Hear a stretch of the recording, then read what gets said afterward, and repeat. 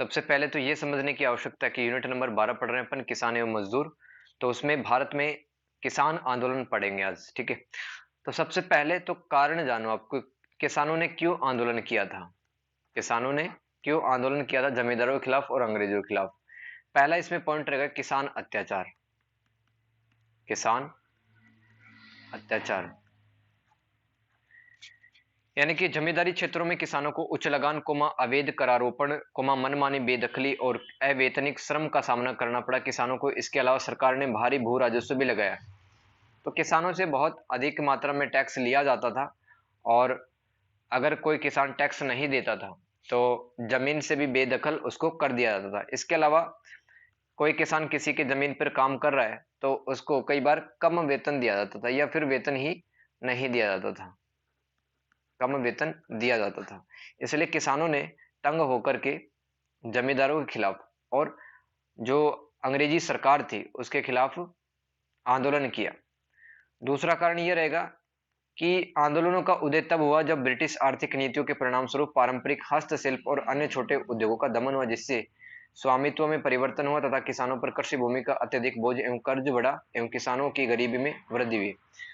अब देखो, भारत में जब अंग्रेजी सत्ता उपस्थित थी तो भारत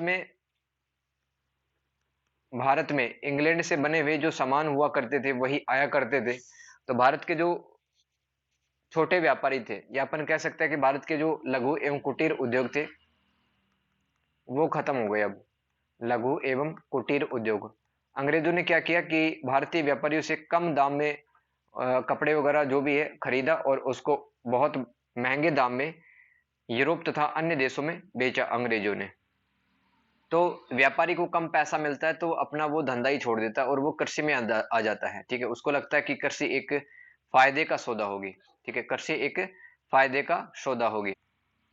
तो लघु एवं कुटीर उद्योगों के खत्म होने के बाद में कोई एक व्यापारी वो कृषि क्षेत्र में आ गए, कृषि क्षेत्र पे दबाव बढ़ा और किसानों की आय घटी, ठीक है। इसलिए भी आंदोलन है। प्रतिकूल नीतियां का मतलब है कि अंग्रेजों ने इस तरह की नीतियां बनाई कि उन नीतियों ने साहूकारों और जमींदारों का साथ दिया, बाकी किसानों के लिए उन नीतियों में कुछ भी नहीं था। फलता है किसानों का शोषण और किसानों ने अंग्रेजों के खिलाफ आंदोलन कर दिया, ठीक है। तो अब देखते हैं इसका विकास, किसान संगठनों का उदय। ये 1920 से लेकर 1940 तक किसान संगठनों का उदय हुआ।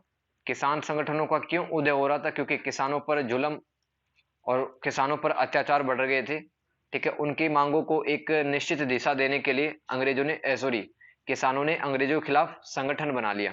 1920 और 1940 के बीच में कई किसान संगठनों का उदय हुआ। जैसे कि मैं आपको बताता हूं कि 1929 में 1929 ईस्वी में बिहार प्रांतीय किसान सभा, बिहार प्रांतीय किसान सभा, बिहार प्रांतीय किसान सभा, ये 1929 में बनी, ठीक है। ये पहला प्रयास था। और इसके बाद में दोस्तों 1936 ईस्वी में अखिल भारतीय किसान सभा, अखिल भारतीय किसान सभा ये बनी। इसका शॉर्ट फॉर्म क्या हुआ इंग्लिश में? अखिल, ए फॉर इंडिया, के फॉर किसान, ऐसे सभा, अखिल या फिर ऑल इंडिया किसान, ऑल इंडिया किसान सभा, AIKS, ठीक है। ये 1936 में जो अखिल भारतीय किसान सभा, इस संगठन को बनाया गया था। ये दोस्तों इसका अध्यक्ष कौन था? सहजानंद, सहजानंद जी इसका अध्यक्ष थे, ठीक है। तो बाद में इसने एक किसान घोषणा पत्र जारी किया। ये जो अखिल भारतीय किसान सभा थी जो कि सहजानंद के नेतृत्व में बनाई गई थी, इन्होंने एक किसानों का घोषणा पत्र जारी किया। उसमें लिखा था कि किसानों के लिए अंग्रेजी सरकार है वो निम्न कदम उठा सकती है ताकि किसानों का शोषण कम हो, ठीक है। तो अब इस घोषणा पत्र में कितनी बात अंग्रेजों ने मानी? बहुत कम बात मानी होगी। अब देखते हैं 19वीं शताब्दी के किसान आंदोलन, ठीक है। 19वीं शताब्दी के किसान आंदोलन, ये अपन क्या पढ़ रहे हैं? किसान आंदोलनों का भारत में विकास एवं उदय। 19वीं शताब्दी, 19वीं शताब्दी के किसान आंदोलन,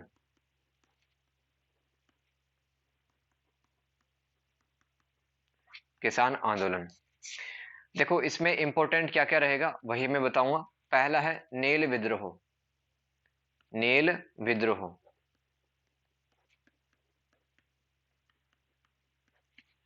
नील विद्रोह कब हुआ? 1859 से लेकर 1862 ईस्वी में। अपने मुनाफे को बढ़ाने के लिए यूरोपीय बागान मालिकों ने किसानों को खाद्य फसलों के बजाय नील की खेती करने के लिए मजबूर कर दिया। नील की खेती जो किसान करते थे वो असंतुष्ट थे, क्योंकि नील की खेती के लिए कम कीमतों की पेशकश की गई, यानी कि जो किसान नील की खेती करता है उसको कम रुपया पैसा मिलता था और नील लाभदायक भी नहीं था। जब किसानों से कहा गया कि भाई गेहूं, चावल, बाजरा, मूंग ये सब मत उगाओ, तुम नील उगाओ, तो खाद्यान्न फसलों से वो अपना पेट का परिवार, खुद का पेट भी भर लेता था और कुछ बच जाता तो उसको मार्केट में बेच के आ जाता था। लेकिन नील की खेती जब अंग्रेज किसानों से जबरदस्ती करवाने लग गए तो अंग्रेजों के जीवन पर प्रतिकूल असर इस पे पड़ा। और नील की खेती जहां पर भी की जाती है दोस्तों, उस जमीन की जो उर्वरा शक्ति है, यानी कि जो फर्टिलिटी कैपेसिटी है उसकी, वो कम हो जाती है। यानी कि नील की खेती के बाद में जो भी फसल उगाएंगे अपन, ठीक है, उसकी उत्पादकता कम होगी, यानी कि मिट्टी के पोषक तत्व है वो खत्म हो जाते हैं। व्यापारी और बिचौलियों के कारण किसानों को नुकसान उठाना पड़ा। परिणाम स्वरूप उन्होंने बंगाल में नील की खेती न करने के लिए आंदोलन शुरू कर दिया। ठीक है, ये था अपना नील विद्रोह। इसके अलावा दोस्तों पाबना विद्रोह, यह भी एक इंपॉर्टेंट आंदोलन था। पाबना विद्रोह या पाबना आंदोलन 1870 से लेकर यह 1880 तक चला था, यानी कि 10 साल यह आंदोलन चला। अब देखो यहां पर पाबना आंदोलन क्यों हो रहा था, कहां पर हो रहा था, इसके लोकेशन जानो। सबसे पहले तो पूर्वी बंगाल, लोकेशन क्या थी? पूर्वी बंगाल लोकेशन थी। ठीक है, तो पूर्वी बंगाल के बड़े हिस्से में जमींदार कोमा गरीब किसानों से अक्सर लगान वगैरह अंग्रेज ज्यादा वसूलने लग गए और भूमि करों को भी जबरदस्ती वसूलते थे। ठीक है, अब पाबना विद्रोह में दोस्तों अगर नाम लिया जाए तो कौन सा यहां पर एक संगठन स्थापित हुआ था? कृषि लीग। कृषि लीग स्थापित हुई थी। कृषि लीग, कृषि लीग ये कब स्थापित हुई? 1873 ईस्वी में। यानी कि जो पाबना विद्रोह था या पाबना के जो किसान थे उनको अपने अधिकार दिलाने के लिए कृषि लीग की स्थापना 1873 ईस्वी में की गई। यह लड़ाई अंग्रेजों और किसानों के बीच में 1885 ईस्वी तक चलती रही, लेकिन जब तक सरकार ने बंगाल काश्तकारी अधिनियम जारी कर दिया गया और दोस्तों ये पाबना आंदोलन खत्म हो गया था। ठीक है, तो अंग्रेजों ने मतलब लास्ट के टाइम पर किसानों को कुछ रियायतें वगैरह दे दी इसमें, तो ये आंदोलन खत्म हो गया। तो 19वीं शताब्दी किसान आंदोलन नील विद्रोह आपको याद रखना है। 1859 से 1862 नील की खेती के क्या क्या नुकसान थे? किसानों का शोषण हो रहा था क्योंकि कम पैसे में उनसे नील की खेती करवाई जा रही थी। नील एक प्राकृतिक रंजक होता है, नेचुरल डाई, यानी कि कपड़ों को रंगने के लिए भारत में नील की खेती की जाती थी। और नील का जो मैं आपको दो स्थान बताऊं कि एक तो सरखेज, नील कहां पर होती थी भारत में सबसे अच्छी नस्ल की? एक तो सरखेज और एक बयाना। सरखेज कहां पर पड़ता है? ये दोस्तों अहमदाबाद में पड़ता है, यानी कि गुजरात में, और बयाना पड़ता है राजस्थान में। ठीक है, आरजे। तो याद रखना नील विद्रोह और पाबना आंदोलन। इसके बाद में पढ़ते हैं दक्कन विद्रोह।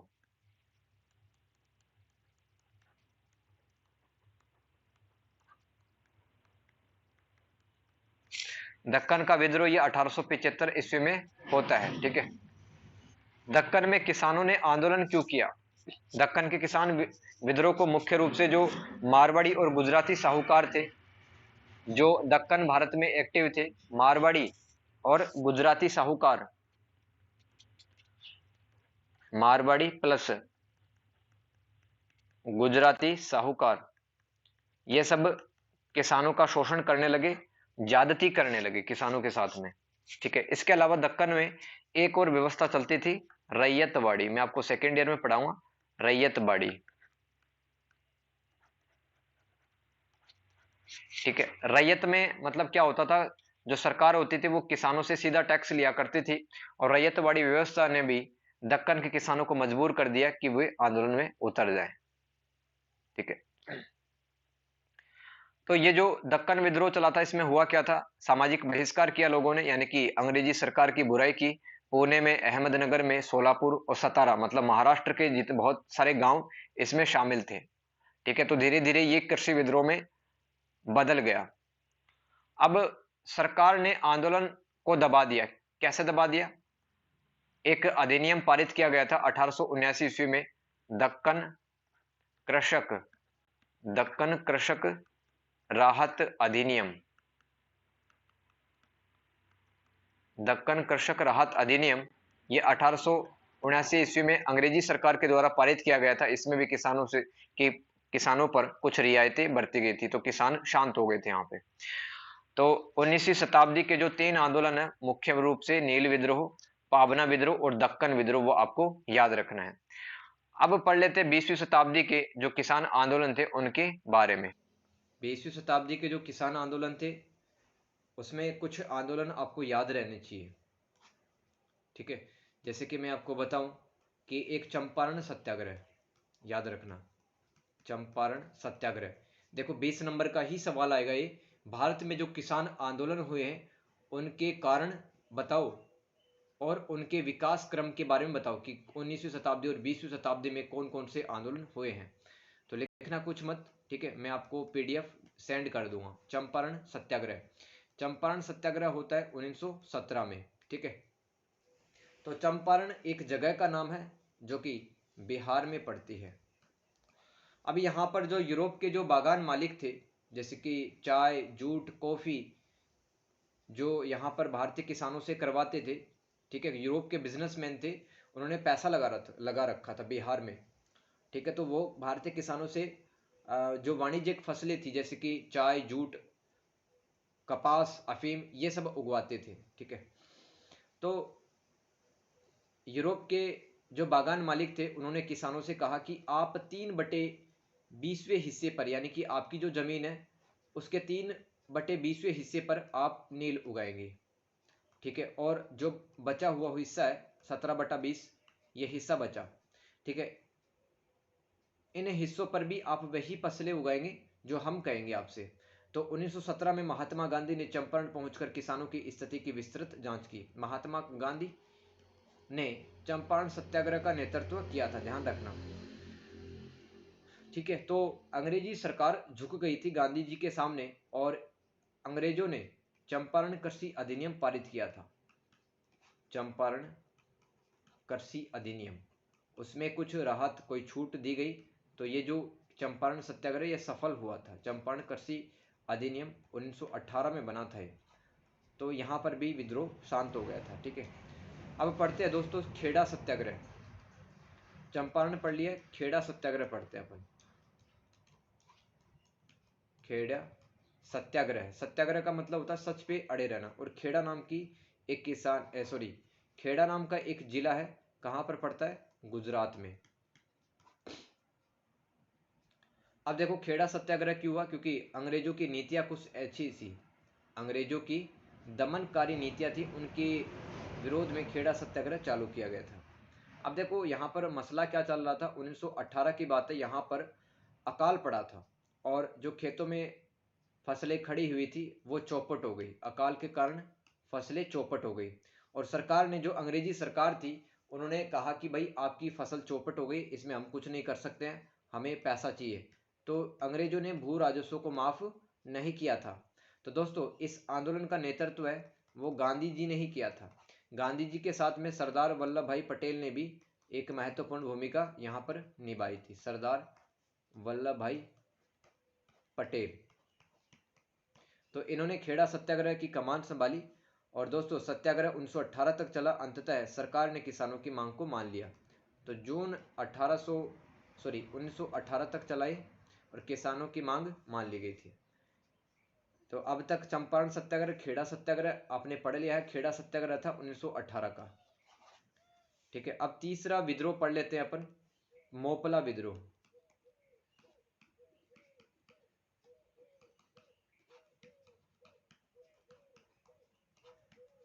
मोपला विद्रोह कब हुआ था? 1921 में। मोपला मालाबार क्षेत्र में रहने वाले मुस्लिम किराएदार थे, जहां अधिकांश जमींदार हिंदू थे। देखो के आसपास का इलाका है मालाबार, वहां पर मोपला नाम की एक किसानों की श्रेणी रहा करती थी। और दोस्तों मोपला जो थे वो मुसलमान थे, ठीक है, वो खेती बाड़ी किया करते थे, और यहाँ पर जो जमींदार थे वो हिंदू थे। तो कई जमींदारों ने, कई हिंदू जमींदारों ने इन जो मतलब मुस्लिम जो किसान थे उनका शोषण किया, ठीक है। तो मोपला के जो, मोपला क्षेत्र के जो किसान थे, उन्होंने कहा कि हमारे ऊपर बहुत ज़्यादा टैक्स लगाए जा रहे हैं, नए प्रकार के शुल्क लगाए जा रहे हैं, तथा हमसे जो लगान वसूला जाता है उसमें भी कठोर वसूली की जाती है, ठीक है। तो यहाँ पर भी गांधी जी पहुँच जाते हैं, जनता को संबोधित करते हैं कि आपकी जो मांगे हैं वो मान ली जाएंगी, और जो हिंदू जमींदार आप पर शोषण कर रहे हैं वो अब नहीं करेंगे। तो मोपला विद्रोह की सभाओं का, ठीक है, मोपला विद्रोह की सभाओं का महात्मा गांधी और शौकत अली और मौलाना अबुल कलाम आज़ाद, मौलाना अबुल कलाम आज़ाद, इन लोगों ने मोपला विद्रोह की जो मतलब सभाएं थी उनको संबोधित किया, ठीक है। तो मोपलाओं द्वारा कई हिंदुओं को ब्रिटिश अधिकारियों की मदद करते देखा गया था। सरकार विरोधी और जमींदार विरोधी आंदोलन ने सांप्रदायिक रंग ले लिया। यहाँ पर भी दोस्तों हिंदू मुसलमान का जो मतलब एक लड़ाई मतलब यहाँ पे फैल गई थी, क्योंकि अंग्रेजों ने मतलब कि किसकी मदद की यहाँ पर, हिंदू जमींदारों की। तो मुसलमानों और हिंदू के बीच में इस क्षेत्र में सांप्रदायिक घटनाएं भी हुई हैं, ठीक है। और दिसंबर 1921 तक आते आते, दिसंबर 1921 तक आते आते मोपला विद्रोह को शांत कर दिया गया था। अब देखो एक और आंदोलन पढ़ लेते हैं अपन, 4th नंबर का बारदोली सत्याग्रह है। बारदोली सत्याग्रह है 1928, ब्रिटिश सरकार द्वारा गुजरात के बारदोली जिले, देखो बारदोली एक जगह का नाम है, एक जिला है, कहाँ का, गुजरात का एक जिला है। तो यहाँ पर भी भू राजस्व में दोस्तों अंग्रेजी सरकार ने कितने प्रतिशत की वृद्धि कर दी, 30% की वृद्धि करती थी। मतलब पहले सपोज करो किसानों से 100 रुपये ले जाते हैं, तो उसमें 30% की वृद्धि और देखी गई, तो अब किसानों से कितना रुपया लिया जा रहा है, 130 रुपया। तो यहाँ पर सरदार वल्लभ भाई पटेल के नेतृत्व में बारदोली के किसानों द्वारा राजस्व न देने संबंधी आंदोलन का आयोजन किया गया। दोस्तों बारदोली सत्याग्रह के दौरान जो वल्लभ भाई पटेल थे उनको सरदार की उपाधि दी गई। सरदार की उपाधि कब दी गई वल्लभ भाई पटेल को, बारदोली सत्याग्रह का नेतृत्व किया था और जनता ने इनको सरदार की उपाधि दी थी 1928 में, ठीक है। तो मतलब अंग्रेजों ने यहाँ पर भी जांच पड़ताल किया और ये जो करों की वृद्धि थी ये घटा दी गई, और ये जो बारदोली सत्याग्रह था ये भी शांत हो गया, ठीक है। तो ये आपको 19वीं शताब्दी और 20वीं शताब्दी के किसान आंदोलन लिखने हैं। अगर पेपर में 20 नंबर का सवाल आ जाता है तो आप ये भी लिख सकते हैं वहां पर, भारत में जो 19वीं शताब्दी और 20वीं शताब्दी के जो किसान आंदोलन थे उन आंदोलनों का क्या महत्व था।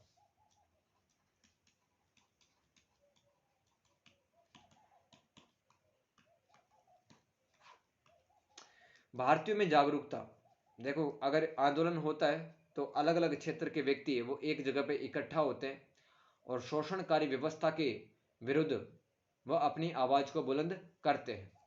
तो पहली इसकी इंपॉर्टेंस है भारतीयों में जागरूकता, भारतीयों में जागरूकता, ठीक है।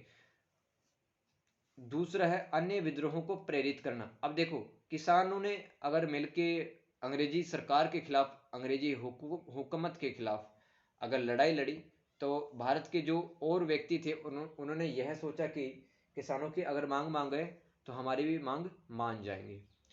तो किसान आंदोलनों के कारण भारत में अन्य विद्रोहों की शुरुआत हो चुकी थी। मतलब कॉन्फिडेंस आ जाता है कई लोगों को कि किसान आंदोलन में भी अंग्रेज दब गए, भारतीय जनता की समस्या है वो हल कर सकते हैं अंग्रेज, क्योंकि अंग्रेजों ने किसानों की भी हल किया तो और भारतीयों की भी हल कर सकते हैं। तीसरा इसका महत्व है किसानों के बीच एकता, किसानों के बीच एकता, अलग अलग क्षेत्र के किसान एक जगह इकट्ठा होते थे और अंग्रेजी सरकार के खिलाफ धरना प्रदर्शन करते रहते थे, काफी दिनों तक वहां पर बैठे रहते थे वो अनशन पे। तो दोस्तों इससे एक किसान का दूसरे किसान के प्रति सद्भाव व प्रेम उमड़ता है, तो किसानों के बीच में एकता की स्थापना हुई। चौथा महत्व है किसानों की आवाज सुनी गई।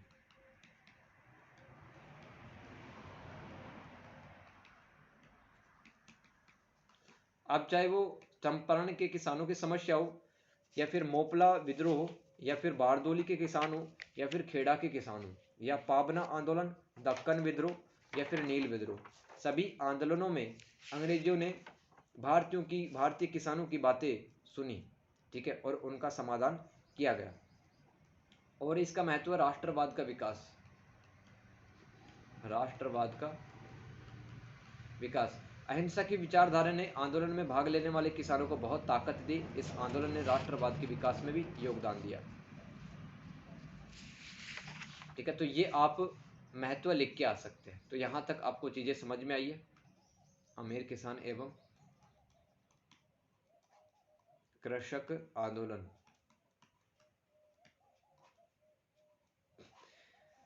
देखो आपकी किताब में पेज नंबर 131 पे लिखा है, ठीक है। अगर किसी के पास में किताब है तो वो रीड कर सकता है क्या किसी के पास किताब? तो ये संगठन थे भारतीय किसान यूनियन और शोधकारी संगठन खदियूत समाज, कर्नाटक राज्य रायथा संघ और व्यवसायिगल तमिलनाडु इत्यादि। आगे क्या लिखा है, इन संगठनों के प्रमुख नेताओं में भूपेंद्र सिंह मान पंजाब से, महेंद्र सिंह टिकेत यूपी से, शरद जोशी महाराष्ट्र से और नंदू जन्नप्पा स्वामी कर्नाटका से थे। ये किसान अपने अपने क्षेत्रों में बहुत प्रभावशाली और मजबूत भी किसान हैं। वे प्रमुखतः मध्यम वर्गीय जातियों से संबंध रखते थे। उनको राज्य की नीतियां भूमि सुधार तथा हरित क्रांति का भी लाभ मिला था। वे अपने खेतों में स्वयं काम करते थे तथा उनका समर्थन परिवार के अलावा दूसरे लोग भी करते थे। वे ग्रामीण समाज के सभी संसाधनों पर नियंत्रण रखते थे, जैसे कि भूमि, जल संसाधन, पशु, आधुनिक तकनीक जैसे कि ट्रैक्टर।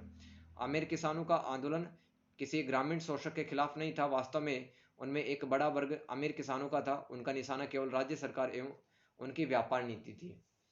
तो देखो अमीर किसान एवं कृषक आंदोलन, इसमें आप को मतलब अगर आ जाता है, चांस नहीं है, ना के बराबर है, लेकिन फिर भी कि यहाँ पर जो अमीर किसान आंदोलन थे, देखो जो ऐसे किसान जो कि अमीर थे, उनके पास में सब कुछ था। उनके पास में जानवर भी थे खेतों में हल चलाने के लिए, और उनके पास में ट्रैक्टर भी थे, उनके पास में बीज भी था, उनके पास में पानी भी था, राइट। और वो प्रभावशाली किसान थे।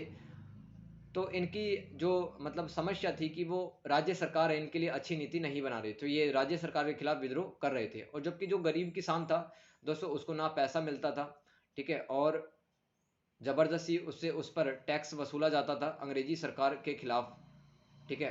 छोटे किसानों ने विद्रोह किया और छोटे किसानों ने जमींदारों के खिलाफ भी विद्रोह प्रदर्शन किया। तो दोनों में यही अंतर, अमीर किसानों का जो दुश्मनी थी वो अंग्रेजी सरकार थी, जबकि कृषक आंदोलन मतलब जबकि जो छोटे किसान थे उनकी दुश्मनी अंग्रेजी सरकार से भी थी और जमींदारों के खिलाफ भी थी। आप कुछ महत्वपूर्ण नेताओं के नाम याद रख सकते हैं, जैसे कि भूपेंद्र सिंह मान पंजाब से थे। महेंद्र सिंह टिकैत उत्तर प्रदेश से एक किसान नेतृत्व मतलब व्यक्ति थे, किसानों का नेतृत्व किया है उत्तर प्रदेश से महेंद्र सिंह टिकैत ने। इसके अलावा महाराष्ट्र में शरद जोशी एक नेता है, किसानों के नेता, उनका नाम। और कर्नाटक से एक नेता का नाम याद रखना है, किसानों के नेता, नंदू नज्जप्पा स्वामी, ठीक है। अगर याद रह जाए तो बहुत अच्छी बात है। तो कुल मिला के यहाँ पे यही कहा गया है कि जो गरीब किसान था वो जमींदारों से भी तंग था और अंग्रेजों की भू राजस्व नीतियों से भी तंग था। छोटे किसान पर तरह तरह के टैक्स लगाए जाते थे तथा उच्च शुल्क लिए जाते थे, ठीक है। ये पैराग्राफ पढ़ने की कोई आवश्यकता नहीं है आपको, ठीक है। तो अपन इसको स्किप कर सकते हैं, अपने को मतलब समझ में आ गए तो बस वही मतलब ही समझना अपने को।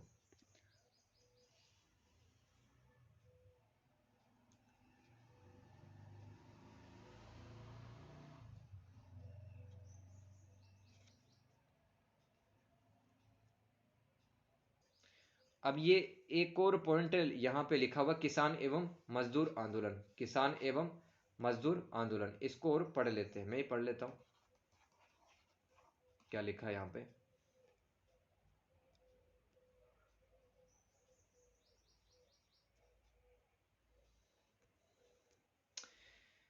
आर्थिक सुधारों की शुरुआत 1990 से हुई। देखो मैंने आपको बताया है कि 1990 तक आते आते भारतीय अर्थव्यवस्था के जो हालात थे वो काफी कमजोर हो चुके थे। भारत के पास में सिर्फ 14 दिन का पैसा बचा हुआ था, ठीक है, विदेशी मुद्रा भंडार में, कि अपन देखो काफी सारे सामान है वो विदेशों से मंगवाते हैं अपन, ठीक है, तो हमारे पास में सिर्फ 14 दिन का पैसा था, यानी कि $1 बिलियन पैसा बचा हुआ था, ठीक है, क्योंकि हम समाजवाद के रास्ते पे चल रहे थे। भारत में कोई विदेशी कंपनी स्थापित नहीं हो सकती थी और भारत में उस समय लाल फीताशाही चला करती थी।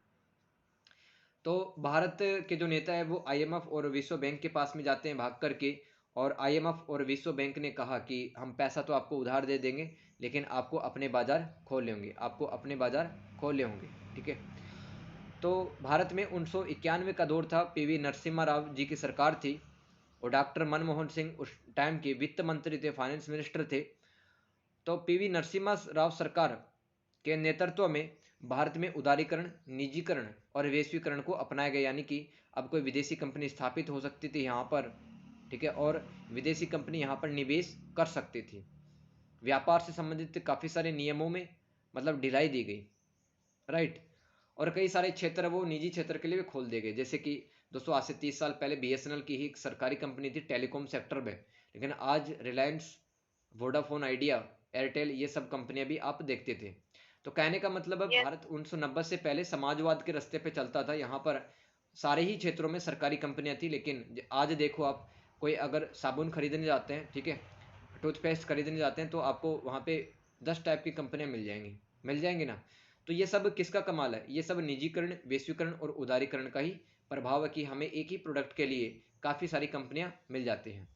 तो आर्थिक सुधारों काल पीवी नरसिम्हा राव की सरकार के समय शुरू हुआ। इसके बाद सरकारों ने इसे जारी रखा। वाजपेयी, अटल बिहारी वाजपेयी सरकार भी इसी एजेंडे को कायम रखा उन्होंने, यानी कि उदारीकरण क्या होता है, मतलब नियमों में छूट देना। उदारीकरण जिस राज्य में अपनाया जाता है वहाँ की जो सरकार होती है वो बाजार में ज़्यादा हस्तक्षेप नहीं करती, यही उदारीकरण कहलाता है। तो नई आर्थिक नीतियों का मुख्य उद्देश्य क्या था? बीमार एवं घाटे में चल रही जो सरकारी कंपनियां थी उनको बंद करना तथा पब्लिक सेक्टर उद्यमों का निजीकरण करना, यानी कि जो सरकारी कंपनियां थी उनको प्राइवेट सेक्टर में बदल देना। जैसे कि आपने सुना होगा कि रेलवे का निजीकरण किया जा रहा है, यानी कि जो भारत सरकार की रेलवे एक उद्यम है, एक उद्योग है, तो वो निजी क्षेत्रों के हाथों में चला जाएगा, ऐसा अपन समाचार पत्रों में देखते हैं। 1980 की तुलना में 1990 में संगठित क्षेत्रों के रोजगार में काफी गिरावट आई। वास्तव में यह काल बेरोजगारी का काल था। 1990 में काफी सारी जो कंपनियां थी, ठीक है, काफी सारी जो सरकारी कंपनियां थी उनमें काफी कम लोग ही नौकरी लग पाए और काफी सारे लोग यहाँ पर बेरोजगारी वो सामना कर रहे थे बेरोजगारी का। नौकरी से संबंधित जॉब सुरक्षा कानून में बदलाव आया। कई मजदूरों को जबरन नौकरी से हटा दिया गया और यहाँ पर ठेकेदारी प्रथा चल पड़ी। ठेकेदारी प्रथा क्या होती है? यानी कि अगर कोई काम करवाते हैं अपन, वो ठेके में करवाते हैं। उससे क्या होता है, मतलब एक मजदूर को साल भर, पूरे साल भर काम नहीं मिल पाता है। तो 1994 भारत ने गेट समझौते पर हस्ताक्षर किए। GATT, general agreement on tariff and trade, यानी कि सामान्य व्यापार एवं समझौता पर प्रशुल्क, ठीक है। मैं आपको बीपीएससी 134 में पढ़ाऊंगा ये सेकेंड ईयर में, ठीक है। गेट क्या है, फिर गेट से विश्व व्यापार संगठन कैसे बना। तो अभी आप ये समझो समझो कि पूरी दुनिया के अंदर व्यापार के अंदर ट्रांसपेरेंसी लाने के लिए, यानी कि पारदर्शी लाने के लिए गेट का स्थापना की गई थी। ये गेट क्या था कि मतलब जो जो भी सदस्य देश थे गेट के, ठीक है, तो वो आपस में संकल्प लेते थे कि व्यापार व्यापार से संबंधित नियम हम आसान बनाएंगे, हमारे यहाँ पर भी विदेशी कंपनी स्थापित हो सकती है। तो मजदूरों पर क्या प्रभाव पड़ा? मतलब यहाँ पर नई नई प्राइवेट कंपनियां खुल गई, ठीक है, और उन प्राइवेट कंपनियों में जो स्किलफुल व्यक्ति था, जैसे कि कोई गाड़ी बनाने की कंपनी है तो उसमें वही मजदूर काम कर सकता है जिसको गाड़ी से संबंधित नियम आए, और कोई अगर सॉफ्टवेयर डेवलपमेंट की कंपनी है तो उसमें वही मजदूर काम कर सकता है जिसको सॉफ्टवेयर के बारे में नॉलेज हो। तो दोस्तों नौकरियां तो मिली, उदारीकरण के बाद में नौकरियां तो मिली, लेकिन नौकरियां किसको मिली? बहुत कम लोगों को। अब एक मजदूर को जो ईंट और रेता पत्थर उठाता है उसको कितना काम आता है, ठीक है। तो जो बड़ी बड़ी कंपनी थी भारत में स्थापित होने लग गई और जिनको काम आता था उन्हीं को काम मिला और काफ़ी सारे लोग बेरोजगार हो गए, ठीक है, काफ़ी सारे लोग बेरोजगार हो गए और भारत की जो सरकारी कंपनियां थी धीरे धीरे वो प्राइवेट कंपनियों में बदलती जा रही थी। इस तरह से आपको लिखना है। तो कई जगह लोगों ने विरोध प्रदर्शन भी किया कि सरकारी नौकरी नहीं है, प्राइवेट सेक्टर बढ़ता जा रहा है, यानी कि जिसको काम आता है, स्किल्स है जिसके पास में, ठीक है, वही व्यक्ति काम करता है और बाकी व्यक्तियों को क्या होगा। तो दोस्तों इसी को आधार बनाकर महाराष्ट्र और गुजरात के जो मजदूर थे उन्होंने आंदोलन किया। ठीक है, बस ये लिखना है इसमें और कोई भी पॉइंट याद नहीं रखना। तो आया समझ में उदारीकरण का किसान एवं मजदूर पर क्या प्रभाव पड़ा, और अमीर किसान एवं कृषक आंदोलन, जो छोटे किसान थे उनकी क्या समस्याएं थी, उनकी लड़ाई एक्चुअल में किससे थी, और अमीर किसानों की लड़ाई एक्चुअल में क्या थी। ठीक है,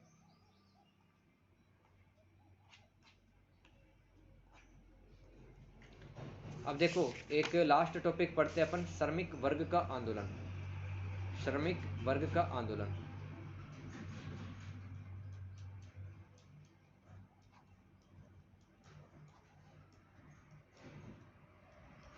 ये भी 20 नंबर का बढ़िया सवाल बन सकता है कि किस प्रकार से जो मजदूरों के लिए जो काम करते हैं संगठन, उनका उदय हुआ। अभी तक हमने किसानों के संगठन पढ़े थे, जैसे कि अखिल भारतीय किसान सभा, अखिल भारतीय किसान सभा, ठीक है, और बिहार प्रांतीय किसान सभा, और फिर उसके बाद में हमने आंदोलन पढ़े थे 19वीं और 20वीं शताब्दी के। अपन ने किसानों के बारे में बात कर ली, अब मजदूरों के बारे में बात करते हैं कि मजदूरों की क्या क्या समस्याएं थी। ठीक है, पहले तो अपन ये देखते हैं कि जो मजदूर थे, ठीक है, उनकी स्थिति क्या थी और क्यों ये आंदोलन कर रहे थे, एक एक करके समझते चलते हैं। अब देखो, आपको पता है सबको 1750 में इंग्लैंड में इंडस्ट्रियल रेवोल्यूशन यानी कि औद्योगिक क्रांति ये चल पड़ी थी। सामानों का व्यापक स्तर पे उत्पादन हुआ, यानी कि एक कंपनी कारखाने में बहुत ही ज़्यादा मात्रा में वस्तुएं बनाएगी, और उन वस्तुओं के लिए मार्केट को ढूंढा गया। दुनिया भर के जितने भी मार्केट थे, जैसे कि India, Africa, Latin America, south east Asia, ठीक है, तो इन देशों में उन सामानों को लाया गया। तो भारत में भी मतलब आधुनिक मजदूर वर्ग यानी कि जो कंपनियों के अंदर काम करता था, उसका जो उदय है वो 19वीं शताब्दी में उसका उदय हुआ, जो कि आधुनिक मजदूर वर्ग था। ठीक है, आधुनिक मजदूर वर्ग था। देखो, अंग्रेजों ने तरह तरह के जो कारखाने भारत में स्थापित कर रखे थे, जैसे कि रेलवे का कारखाना, डॉक यार्ड। डॉक यार्ड क्या होता है, जहां पर जो समुद्र के अंदर जो जहाजें चलती हैं, मैराइन शिप, समुद्र के अंदर जो जहाजें चलती है उनका निर्माण होता है यहाँ पे डॉकयार्ड में, जहाँ पर जहाजें खड़ी हुई थी। तो डॉकयार्ड उद्योग, रेलवे उद्योग, ठीक है। इसके अलावा दोस्तों भारत के अंदर सड़कें बन रही थी, यहाँ पर भी काफ़ी सारे जो मजदूर थे वो काम कर रहे थे। और दोस्तों अलग अलग बिल्डिंग बन रही थी, यहाँ पर भी भारतीय मजदूर काम कर रहे थे। तो दोस्तों भारत के अंदर कौन कौन से सिटी है उनका इंडस्ट्रियलाइजेशन हो रहा था, यानी कि भारत में अगर औद्योगिकरण वाले शहर देखे शुरुआत के कौन कौन से थे, एक तो बॉम्बे था, बॉम्बे, आज का मुंबई, ठीक है, बहुत छोटा सा है। जो पहले वाला बॉम्बे है काफी बड़ा था, उसमें सिंध भी आता था और महाराष्ट्र के काफी सारे हिस्से आते थे। तो आज का मुंबई और पहले का बॉम्बे रात दिन का अंतर है क्षेत्रफल के मामले में। बॉम्बे, इसके अलावा कलकत्ता, कलकत्ता और मद्रास, यहाँ पर अंग्रेजों ने अपने कारखाने खोले, वहां पर भारतीय मजदूरों से वो काम करवाते थे। तो बॉम्बे के अंदर मतलब कपास की मिलें, ठीक है, यहाँ पर मतलब जो कपड़ा उद्योग था वो चल रहा था। और कलकत्ता में दोस्तों जूट मिलें चला करती थी। बोरे वगैरह जो बनते हैं, जैसे चीनी का बोरा, ठीक है, ये जूट उसी के लिए काम में आता है। ठीक है, जूट के काफ़ी सारे जो फायदे होते हैं, जैसे कि बैग वगैरह बनाना और बोरे बनाना, ये जूट से बनता है।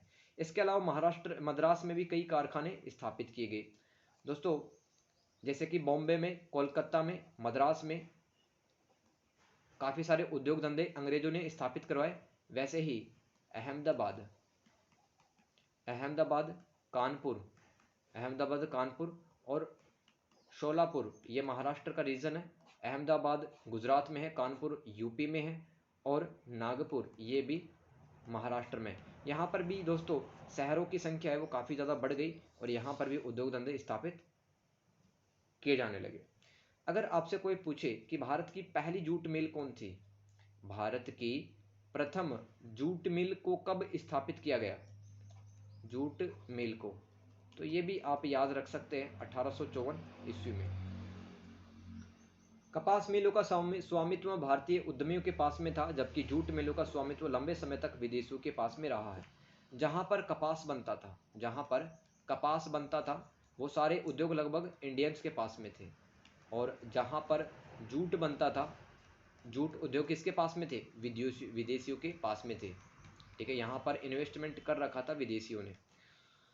तो अब पढ़ लेते हैं कि स्वतंत्रता से पहले भारत में कौन कौन से श्रमिक आंदोलन हुए हैं। स्वतंत्रता से पहले भारत के मजदूर आंदोलन अथवा श्रमिक आंदोलन।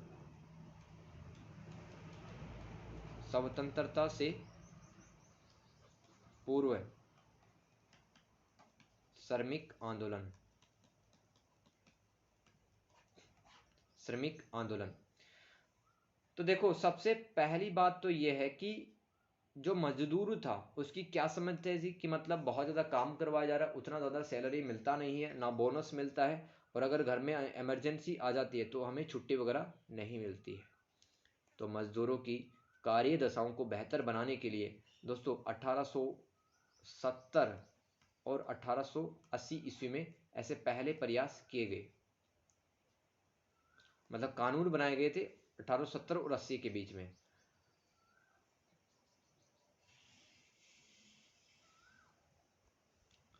उन्नीस 15 और 1922 के बीच में दोस्तों मजदूरों की स्थिति अच्छी करने के लिए अब जो मजदूर थे वो अब एकजुट हो रहे थे।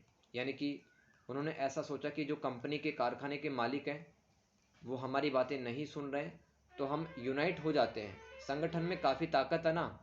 तो काफ़ी सारे जो मजदूर थे वो एकजुट हो गए थे 1915 और 1922 के बीच में।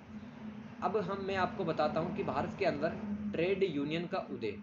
ट्रेड यूनियन क्या होते हैं? जो मजदूरों की आवाज़ें उठाते हैं, मजदूरों की जो एक्चुअल प्रॉब्लम्स हैं वो कंपनियों के मालिकों को बताते हैं, उनको कहते हैं अपन trade union. Trade union, trade union. तो भारत के अंदर स्वतंत्रता से पहले यानी कि 1947 से पहले काफ़ी सारे ट्रेड यूनियन यानी कि व्यापार संघ बनाए गए थे। देखो, आपको इंपॉर्टेंट ही बता देता हूं मैं।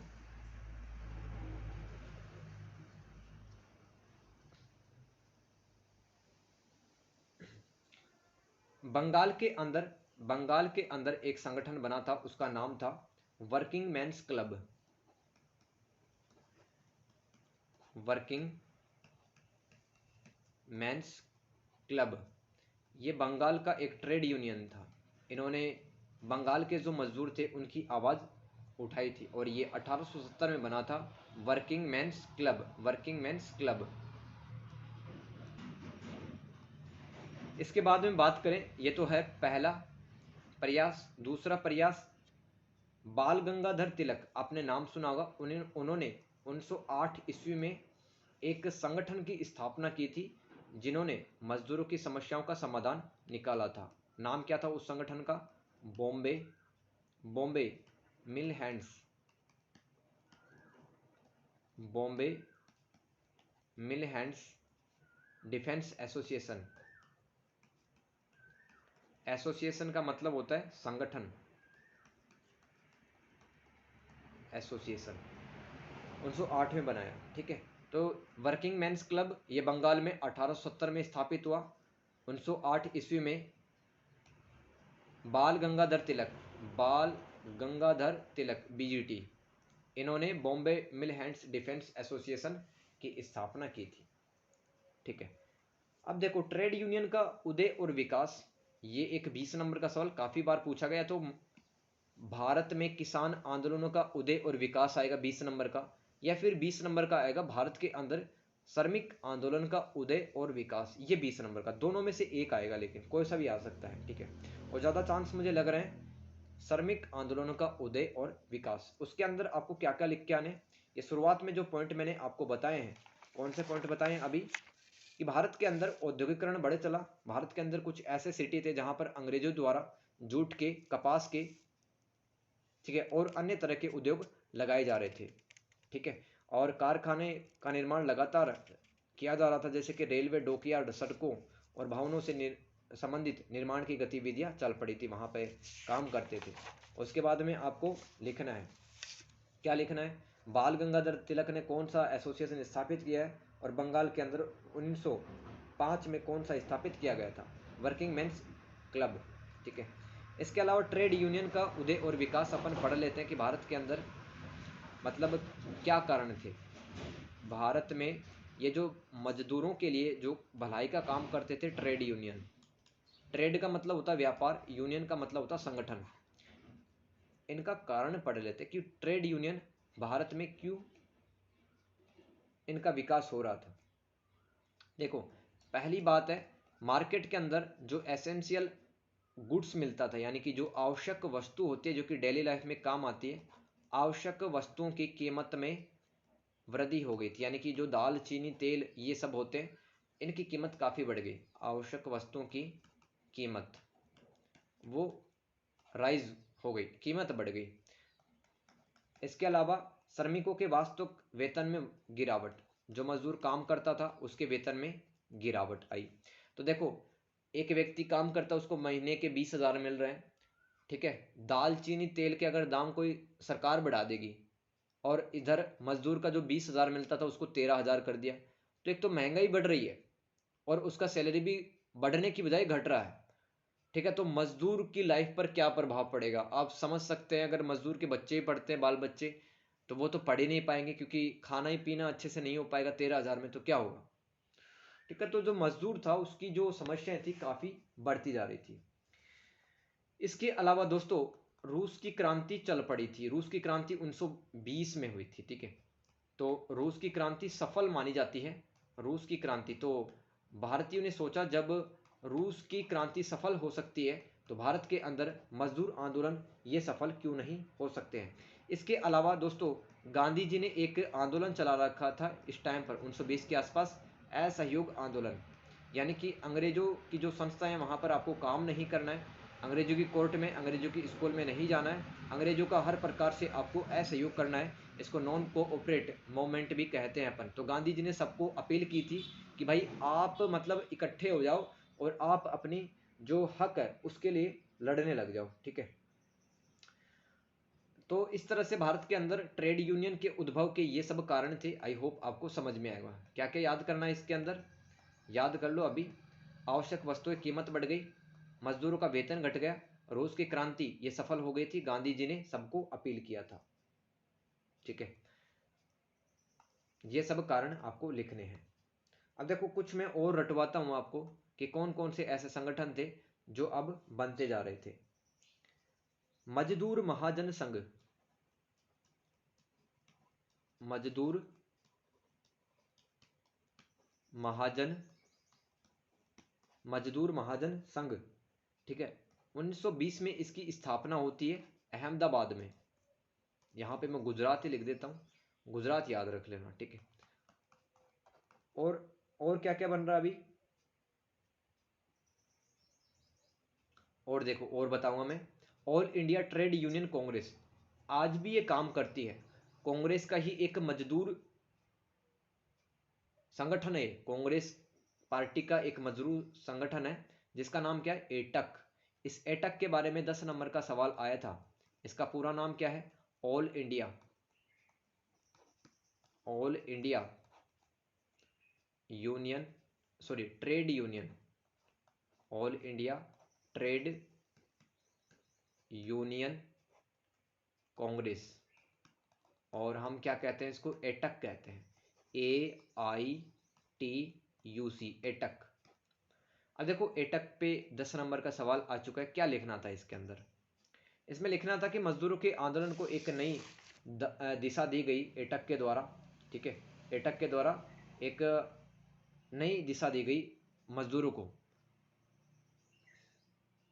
और इसका नेतृत्व किसने किया था एटक का, आपको इनका भी नाम याद रखना है, BGT, यानी कि बाल गंगाधर तिलक और लाला लाजपत राय LLP, ठीक है। ये इन दोनों महान शख्सियत के आपको नाम याद रखने, बाल गंगाधर तिलक और लाला लाजपत राय जो कि पंजाब के थे। इनके नेतृत्व में all India trade union Congress यानी कि एटक का गठन हुआ। और तब से दोस्तों मजदूर वर्ग का आंदोलन और ज़्यादा मजबूत हो गया मजदूरों की आवाजें सुनी जाती थी। इसके अलावा भी दोस्तों कुछ और नेता थे जिसके अपन नाम याद रख सकते हैं, जैसे कि N M Joshi. N M Joshi वो भी एटक से जुड़े हुए थे, और बीपी वाडिया, बीपी वाडिया, ठीक है, ये सब एटक के सदस्य थे। ठीक है, एटक की विचारधारा क्या थी? एटक की विचारधारा थी कि भाई अहिंसा पे काम करना है, कि मतलब चाहे मजदूरों की कितने ही लाख समस्याएं हो, लेकिन दोस्तों हथियार लेके नहीं निकलना है मजदूरों को। उनको गांधी जी द्वारा दिखाए गए रास्ते पे ही चलना है, अहिंसा पे। यानी कि अगर कोई कंपनी का मालिक आप पर शोषण करता है, आपको टाइम पर पैसा नहीं देता है, बोनस नहीं देता है, छुट्टी नहीं देता है, ठीक है, आपसे वो ओवरनाइट काम करवाता रहता है, तो आप तब भी अहिंसा का सहारा लो। और एटक ट्रस्टीशिप सिद्धांत पे भी काम करता था। ट्रस्टीशिप का मतलब क्या होता है? कि मतलब जो एक अमीर व्यापारी है, एक अमीर व्यापारी है, उसको अपनी सैलरी का कुछ हिस्सा वो गरीबों के लिए भी डोनेट कर देना चाहिए, वो ट्रस्टीशिप का सिद्धांत कहलाता है। ठीक है, और यहाँ पर एटक का एक और सिद्धांत था वर्ग सहयोग, यानी कि मजदूरों के बीच में सहयोग की भावना बढ़ाना भी एक इसका उद्देश्य था। तो आप ये सब लिख के आ सकते थे एटक में। ठीक है, एटक में।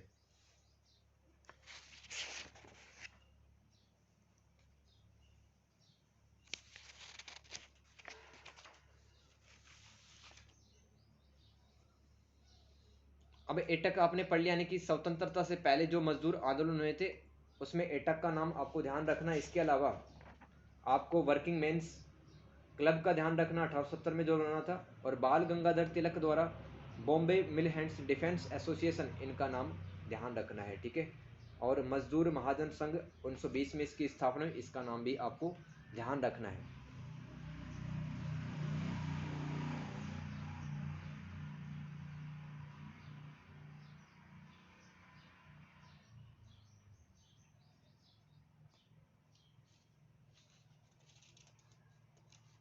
Okay sir. ठीक है, अब देखो मैं आपको, अब स्वतंत्रता के बाद में यानी कि 1947 के बाद में जो मजदूर आंदोलन हुए हैं, यानी कि श्रमिक आंदोलन, उनके बारे में बता देता हूं। तो आपका ये 20 नंबर का जो सवाल है ये भी कंप्लीट हो जाएगा। ठीक है, और मैं इसको भेज देता हूं अभी, तो आप अच्छे से याद कर लेना। ओके। ठीक है, ध्यान रखना, लापरवाही मत बरतना, आज ही इसको रट लेना, क्योंकि 20 नंबर के सवाल आना है यहाँ पे 110%। ठीक है, अब देखो स्वतंत्रता ओके। के बाद में भारत में श्रमिक आंदोलन पढ़ते हैं। नए नए यूनियन अब बनने लगे, जैसे कि कौन से यूनियन बन गए? अब ध्यान रखना, भारतीय मजदूर संघ ये बन गया अब 1947 के बाद में। भारतीय मजदूर संघ, पहला तो ये याद रखना है। एक और याद रख सकते हो, भारतीय ट्रेड यूनियनों के केंद्र, भारतीय ट्रेड, भारतीय ट्रेड यूनियनों के केंद्र, जिसको अपन कहते हैं इंग्लिश में C2, C2। ये दो संगठन आपको ध्यान रखने, स्वतंत्रता आजादी मिलने के बाद के ये ट्रेड यूनियन है। अब देखो भारत सरकार ने भी दोस्तों मजदूरों की जो स्थिति है उसको सुधारने के लिए काफी सारे कानून अधिनियम बनाए, जैसे कि एक एक करके उनको भी याद करते हैं अभी। औद्योगिक विवाद अधिनियम, यानी कि जो कारखाने का जो मालिक होता है, अगर उसका डिस्प्यूट, उसकी लड़ाई मजदूरों से हो जाती है, तो मजदूर और कारखाने के मालिक हैं वो आपस में मिलकर के एक नतीजे पर पहुंच सकते हैं। उसके लिए एक कानून बना गया जिसका नाम था औद्योगिक विवाद अधिनियम, औद्योगिक विवाद अधिनियम। ये कब बना था? 1947 में। और एक बिल और पारित किया गया था जिसका नाम था trade union bill, trade union bill.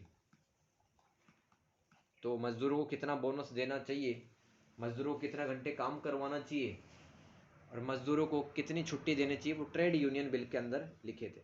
Trade union bill कब आया था? 1949 ईस्वी में। ठीक है, ये सब लिखना आपको।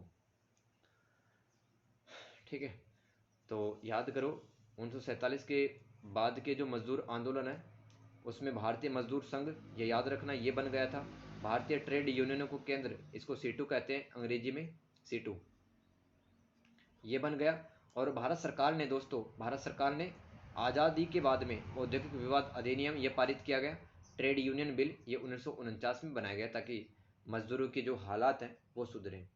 देखो, अगर मैं बात करूं कि 1947 और 1960 के बीच में जो मजदूर हड़ताल किया करते थे, यानी कि कंपनी के गेट पे ताला लगाकर जो हड़तालें की जाती थी, वो हड़तालें कम हो गई। अब गिरावट आ गई 1947 और 60 के बीच में, हड़तालों की संख्या में कमी, हड़तालों की संख्या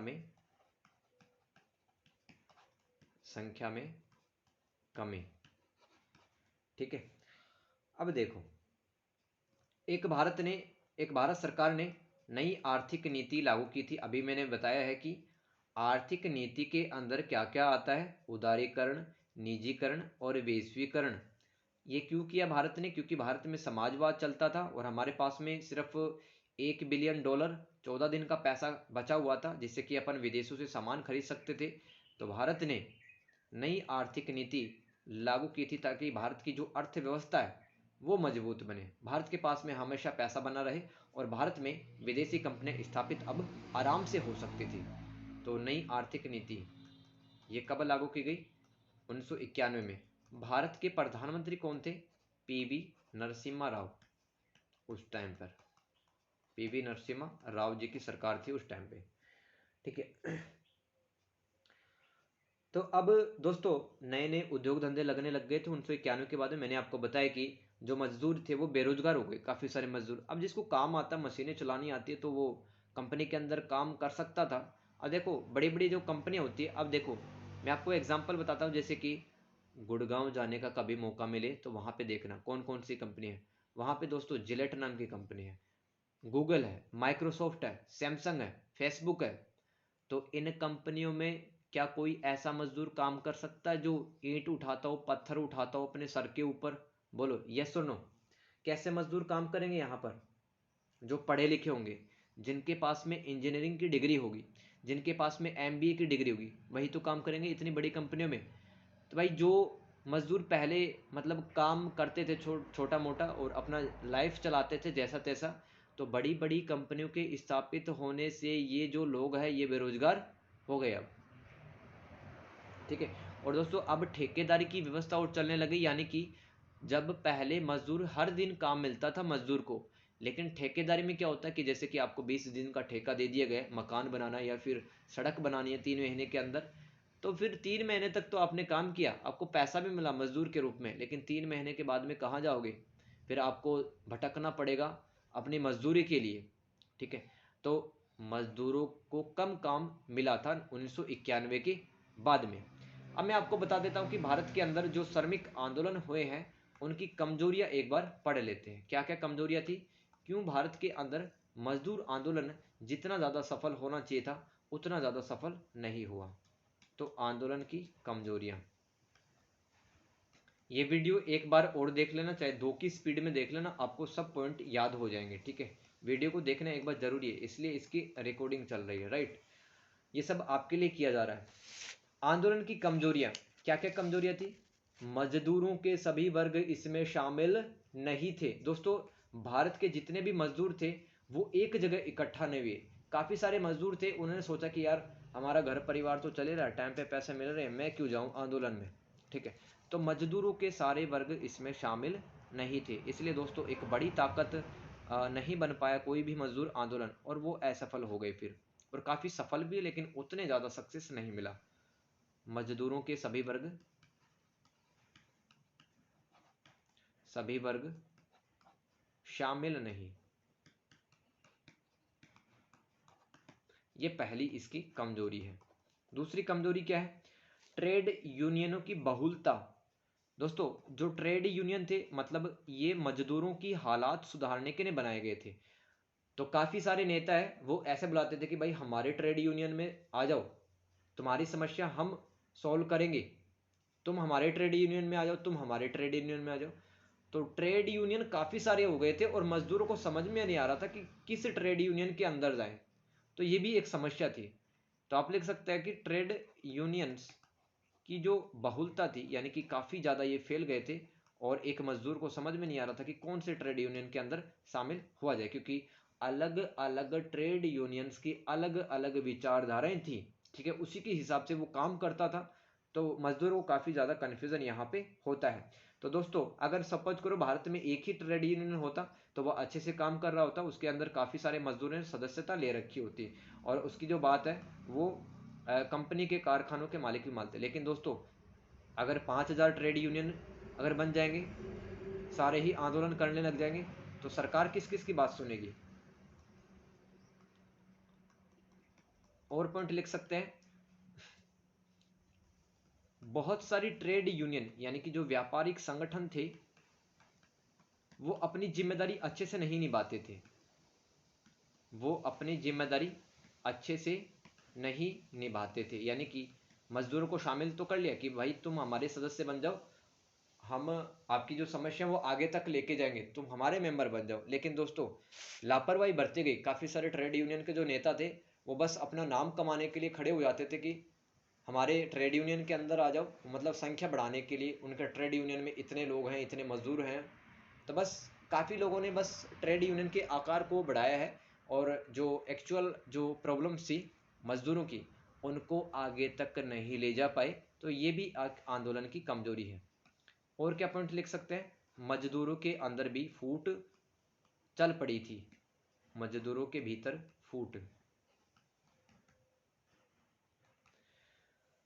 तो देश के औद्योगिक मजदूर वर्ग ने राजनीतिक मुद्दों पर सामूहिक प्रत्यक्ष कार्रवाई में किसानों और समाज के अन्य वर्गों के साथ कोई गठबंधन नहीं किए। यह मजदूर वर्ग में राजनीतिक चेतना की कमी को दर्शाता है।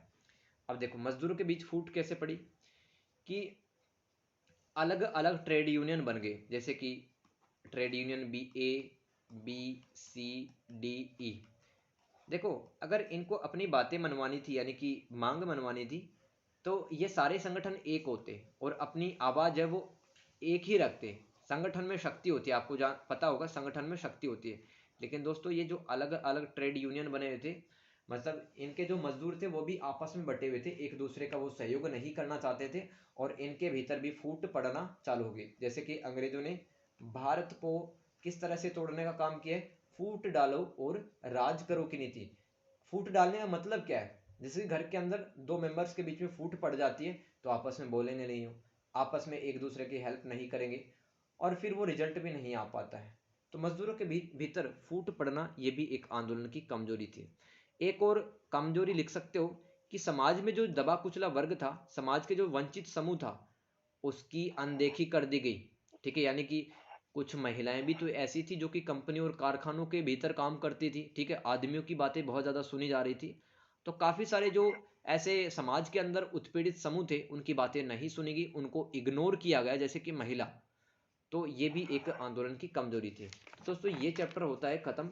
मैंने सवाल बता दिए कि कौन से आने हैं, यहाँ से 20-20 नंबर के 2 सवाल में से एक आएगा। ठीक है, और इन दोनों सवालों को आपको रटना है कि यानी कि भारत के अंदर किसान आंदोलनों का उदय एवं विकास अथवा भारत के अंदर मजदूर आंदोलनों का विकास एवं उद्भव। ठीक है, तो आई होप आपको मैं समझा पाया हूँ इस चैप्टर के साथ।